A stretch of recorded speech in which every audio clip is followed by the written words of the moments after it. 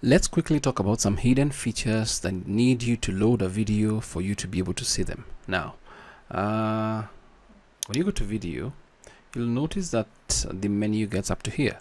But when you open a video, click on open and come up to video, you'll take a notice that we now have a more or less menu where you can actually cut video, re-encode video for better subtitling, and so on and so forth. So for example, this particular video right here is an MP4. You can also right click on it to see the media information of this particular file. Now, which is really good. You can also open the file. Now, let's go back to video, more. These two features, cut video, are really important. Let's say you do not want to subtitle the whole video. It's super easy to do this. Just click on cut video, and then from here, there are options to add, set, and all that. So let's say I click on add. Once you do that, it gives you a start, a set start, set end. So if I click here, I'll click on set start, and then let's say I click somewhere like here, I set end. So we get that, and once you do that, you can merge segments. Like for example, if you wanted to do a couple of things, let's say set start, whatever, you can do a couple of different options right there. But let's go back here, set start, and then we say set end here. So you can do a couple of things. You can also import, that is a video of sorts. You can also check on this import current subtitle, and then once you're satisfied with your selections, you can either merge segments or cut segments. Let's say we want to cut segments, and then the video file extension MKV, MP4, WebM, let's say MP4, and then click on generate. Once you do that, you're going to get this new like whatever to save, which is really good. Click on save, and it's generating video depending on the length of your video, and once it's done, it's just going to open up right here. To see me, you can now see it's a short video. Now that is the cut video functionality that is hidden until you open up a video. Let's go back to video, and then let's look for re-encode video for better subtitling. Now this is also available, and I can just click on it, and this gives you a dialog box to re-encode video for better subtitling. Re-encoding can make subtitling smoother, make smaller resolution, high resolution, make subtitling slow. So if you have like 4K footage and all that, you may want to use some of this to kinda downscale your video so that you can easily work inside subtitle edit. Okay, you can re-encode to video H.264, YU 420p makes it more compatible, optimized for fast seeking. So you can check the frame rates depending on what is your target, and video file extension right there, and then there's a drop down.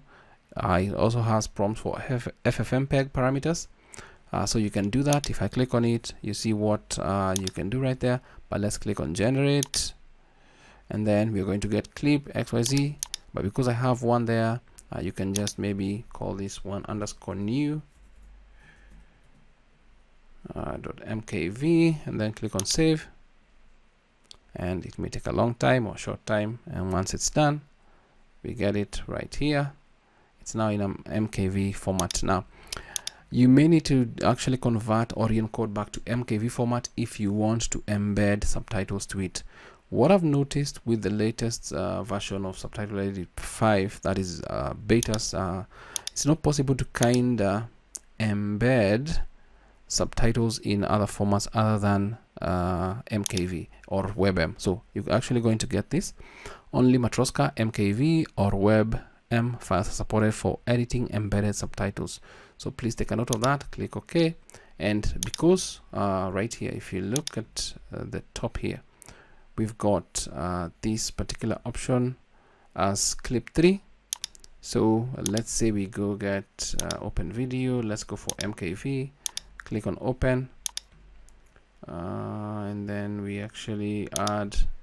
Now because we have that, we don't get that notification, and you can easily add our subtitles right here. Click on open, and then we've got this. Now okay, just to add on to this, I wish we actually get the more options that we had in Subtitle Edit 4 embed.